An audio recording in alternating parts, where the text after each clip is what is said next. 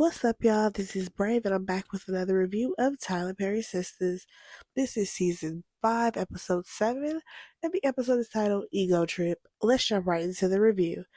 So, we start this episode off exactly where we left off, and that was with Fatima showing up to Karen's house. Now, Karen started off with a nasty attitude from the get go when Fatima walks into the house. Like, she's like, "Welcome to my home." Like, girl, you still have all this energy for Fatima when you should be apologizing for calling her out her name and blaming her for something that she had nothing to do with. So, before Karen can even go into what she wants to say about Zach, Karen's mom is talking about how Karen is the love of her life and how, you know, Fatima, you wouldn't understand because you don't have kids, but all this stuff. And I'm just like, girl, anybody who has children or if they have parents know that they love them unconditionally. So what are you talking about?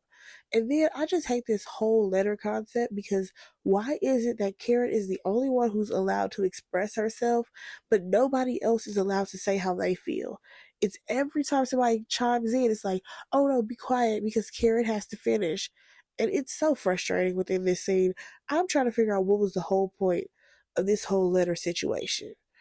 But you know what? I'm jumping the gun. Let me go ahead and address the letter that she gave Zach because I don't even understand how we got here. Like, she literally bashed him the entire time about how he did this, he did that, he was broke, he basically had, STDs on her, like all this stuff. And it's like, but you're still chasing after him, sweetheart. He's told you multiple times that he don't want you. How are you not comprehending that? Like, I just really feel like the way she wrote this letter versus how she's been acting is two different things. Especially once she got around to the part where, you know, she has a man who wants to love her, but she can't seem to get over Zach. And I'm like, I'm sorry, Aaron, if I was you, I wouldn't even try to give Karen the time of day because do you see what she wrote about Zach? She had nothing nice to say, but that's the man she chasing after. That's a problem right there. So then on top of that, you have her talking about how, because this is your baby again, Karen. You don't know who your baby daddy is. So you need to stop throwing those words around that Zach is the daddy when you don't know officially. Also, the fact that Karen threw in there that she wants the baby to be Zach's. How does that make sense? You basically told this man that he ain't worth nothing. He's not reliable. He's not consistent. And he really wouldn't make a good father from what you've just told us. So I'm not sure why you're so adamant that Zach needs to be this child's father. Like, I just really hate that Karen has been able to get away with no accountability for a while now. Like, she's not taking any accountability into her actions, the part that she plays in any of this. And let's not forget how many times she just threw Aaron in Zach's face as far as this letter goes. And how, there's a man who really wants to love me and all this stuff. It's just like, what are you doing?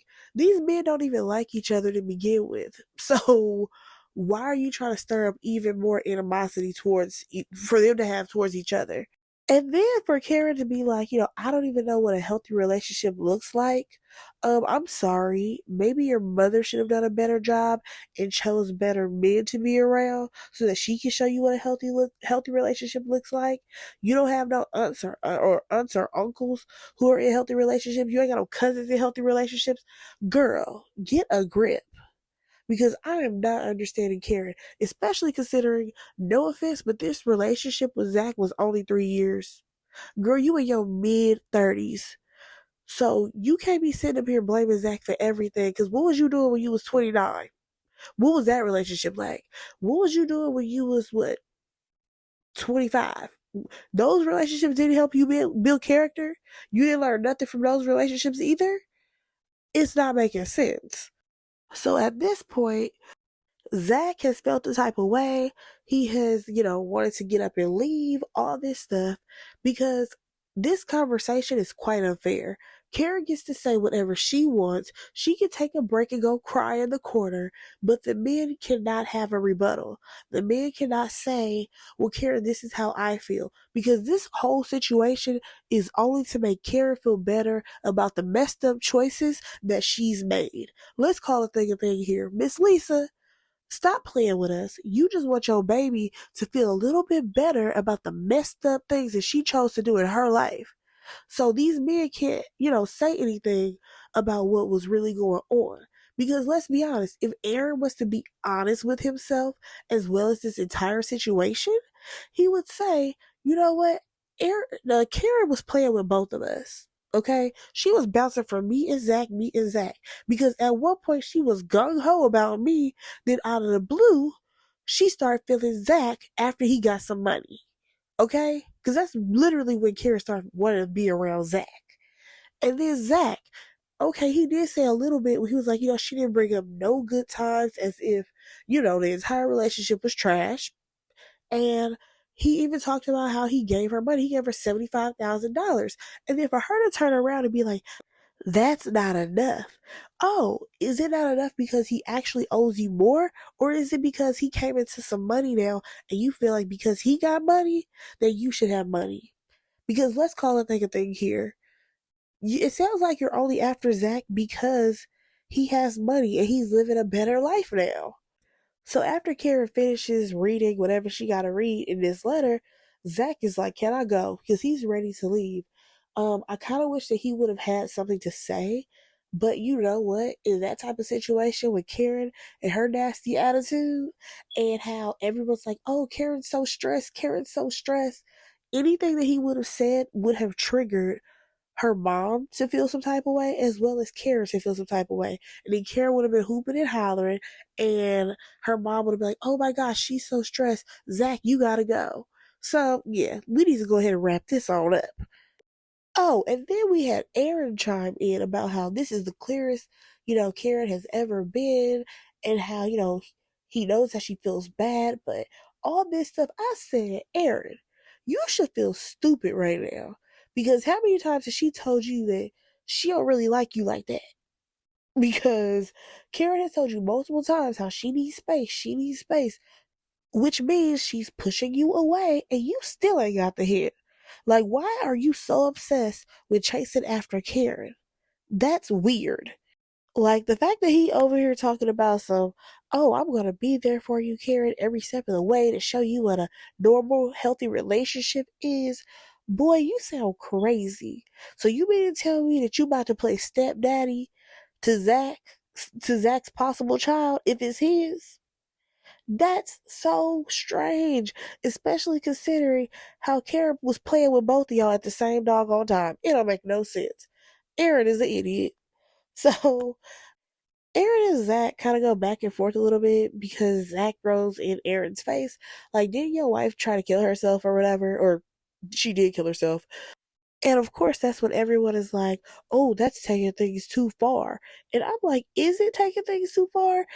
Because it's funny to me how we're never able to bring up the flaws of Aaron, but we can always talk about the flaws of Zach. So before they head out, you already know Fatima wants to get a few things off her chest. And she comes to Karen so respectfully, when she really could disrespect Karen at this point. She's letting her know, I know that you still have, these feelings for Zach. However, that's over. And I need for you to understand that it's over. Because you can't keep doing these pop-ups, these drop-ins, these calling me out my name, all this stuff that you doing, because I let a lot of stuff slide, and it ain't sliding no more, regardless of the fact that you're pregnant. Nobody cares about that at this point because you've been disrespectful way too many times. And I absolutely feel Fatima on this. Now, what's funny to me is how little Miss Lisa, she knows nothing of this. She's over here thinking that her daughter is just a little angel. And baby, she's not. I mean, literally. Karen got so upset because Fatima, had to tell her mom how messed up she was acting. And she's like, oh, you got to get up out of my house. And it's like, girl, don't nobody want to be up in your house. Nobody wants to come over here in the first place. But your mama dragged all these people over here. Like, it's so crazy to me that when her mom mentioned an apology for Fatima, she started doing all that hooping and hollering and how everybody needs to go because she don't need to be stressed. Girl, you were wrong. Like, at what point are you going to actually accept that you have done some actions that weren't so nice? Come on now, Karen. So Zach is trying to leave again, right? Because Karen just stormed off to her room like a damn teenager. And here goes Fatima with some damn mathematics with pregnancy and how she can calculate back to some days and to try to figure out who the daddy is. Girl, she slept with both of them in the same damn week, probably like 2 days apart. She don't know who the daddy is. And let's go ahead and move on to the next scene, and that is with Gary and Hayden. They are at some bar over here. I guess they're celebrating the fact that they're going to, corrupt Robin's job. I don't know. But here we go with Hayden going on and on about how Fatima was all up on him, which never happened.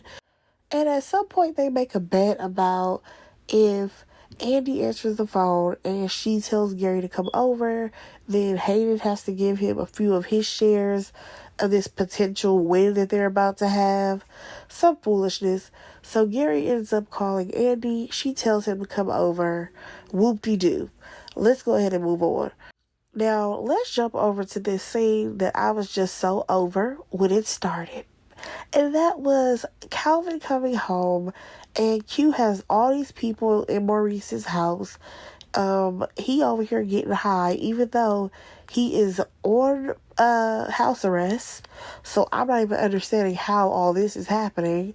And the people are stealing stuff, like literally trying to take stuff out the door. And Calvin kicks all the people out or whatever. And I'm so tired of him asking I'm tired of Calvin asking Q the question, what's wrong with you? Why are you doing this? Like, he don't care. But also, why are you so scared to call the police? It does not matter if you're not on the lease, Calvin. You can be house sitting and your friend is out of town while this man is trying to be a squatter. Like, can't you call the police when people like have drugs on them? Especially considering now he has an ankle monitor. They would probably have to drug test him and see that he has drugs in his system. Like, make it make sense. Something has to work at this point. Because I'm tired of Q. I'm just sick and tired. And then the fact that he actually stole stuff from Calvin, I'm like, Calvin, you need to go ahead and report that because you know who did it. Also, this is the second time he's stolen things from you. The first time, he tried to steal your money. Now he's stealing your property. And the fact that he told you that he left you one golf club, why didn't you come out that room with that golf club and start hitting him with it? Because that's what the normal person probably would have done. But let's go ahead and move on because, again, I'm tired of these two. So we see Fatima and Zach, and they're in bed, and they have a conversation about what happened, earlier in the day. So we basically have Fatima explaining to Zach how she understands where Karen is coming from, because Karen basically built, Zach up, and she invested a bunch of time and her money into Zach, and Fatima is reaping all the benefits because now Zach is on. But here's my thing. Yes, Fatima is reaping the benefits of Zach's wealth at this point because she moved in with him. But let's call a thing here. They broke up a while ago. Like, Karen and Zach broke up a while ago and he has moved on.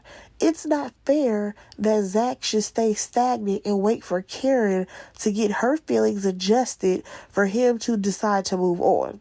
That's not how life works, sweetheart. So, I honestly feel like Zach should be able to move on however he feels like it. And him and Karen, they should never get back together.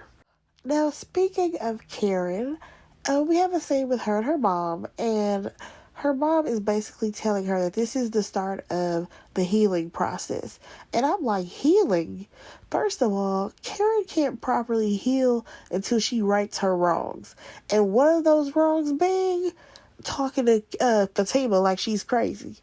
Now, I will say the only thing that was good that came out of this conversation between these two was the fact that Karen's mom was like, Aaron is too good to be true. There's something off about him. He's hiding something. I keep saying that because there's no way you would be this obsessed with a woman who don't want you in that way, and you just keep coming back. You are there for her every step of the way. Even though she do you dirty, she treats you bad, she tell you she don't want to be around you. Like, dude, why are you so obsessed with Karen? Something is not right. All right, y'all. Now let's go ahead and get to this scene with Danny. We see that she's still at her house with that guy. I think his name is Jonah. I think that's what his name is, but they're trying to, get into some things, but it's not working. So she says that her phone's ringing and she decides to go into the bathroom. So she calls Andy and it's like, this guy is still here. It's not working out. His thing is very small. It ain't gonna work. So Andy tells her to call Preston. I said, how is that going to help? Calling Preston is not going to get her anywhere, considering Preston is no longer in the city. Preston is somewhere back home. Like, what are you talking about? But she also tells her to get this man up out of her house, right? So the ladies get off the phone. Now we see Andy and Gary, because Gary just walked in or whatever. He kissing on her, whatever. She tell him to go take a shower. Nobody cares. Oh, actually, no. I gotta jump back because I was gonna go right into the Danny situation. He ended up leaving his his sports coat or whatever, and Andy ended up picking it up and she saw some folded up papers and she's looking through them and she realizes that Gary and Hayden have a plan against Robin. Now, what got me was that she just folded those papers back and put them back in there. I said, girl, why didn't you grab your phone, take photos of their plan so that you can really get down to the bottom of what they're planning? But nonetheless, I thought that was stupid. Let's move on to Danny. Alright, so Danny lets this man know that, this ain't working because he kept trying and it was not working. So when he's like getting up to put his clothes on, she was like, it's not you, it's me. But then he says like something about the B word, something about calling her out her name. And she's like, wait, you're calling me out of my name? Like, how dare you? So then she goes on to, talk about how little he is and all this stuff. So next thing you know, he slaps her, slaps her so hard. I was like, oh my God. Like, that did kind of shock me. But I must say that, okay, I don't want to say that Danny brought it on herself, but I feel like she should have definitely saw the red flags when they went out to dinner. Because something was off about that man. Like, seriously. I saw that something was off about him when he flew back in town and gave her, his number, considering he was just with his baby mama. Like, that was weird. Because he never made it clear if they were not together. So, yeah. We'll see what happens on the next episode. Let me know what you guys thought about this episode. Go ahead and like, comment, and subscribe to my channel, and I'll talk to you in the next one. Bye, guys.